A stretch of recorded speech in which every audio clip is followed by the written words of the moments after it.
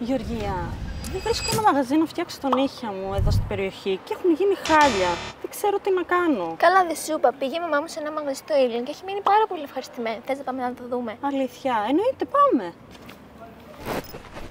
Καλησπέρα. Καλησπέρα, τι κάνεις, πώς είσαι? Καλησπέρα. Έμαθα τα καλύτερα για τις υπηρεσίες σας και ήθελα περισσότερες λεπτομέρειες για να κλείσω ένα ραντεβού. Έχουμε πολλές υπηρεσίες. Έχουμε μανικιούρ, πεντικιούρ ημιμόνιμο, το οποίο και κάθε Παρασκευή το έχουμε προσφορά 32 ευρώ. Έχουμε μανικιούρ και πεντικιούρ απλό. Έχουμε πεντικιούρ με κερατολιτική που είναι θεραπευτικό για σκληρίνσεις και κάλους. Έχουμε τεχνητά με τζελ, άκριτζελ, ακριλικό. Φυσική ενίσχυση με τζελ, άκριτζελ, ακριλικό και dipping. Και έχουμε και αποτριχώσεις και ό,τι χρειάζεσαι να σου πω πάνω σε αυτό, με ρωτάς και σε ενημερώνω. Να ξέρεις, δίνουμε έμφαση στο πεντικιούρ γιατί οι περισσότεροι το προσπερνάνε. Θεωρούμε ότι είναι ξεκούραση. Τέλεια. Ενδιαφέρομαι και για μανικιούρ και για πεντικιούρ οπωσδήποτε. Αν θες και εσύ να φτιάξεις τα νύχια σου και όχι μόνο, έλα στο Νυχομάνια στο Ήλιον να σε μεταμορφώσουμε.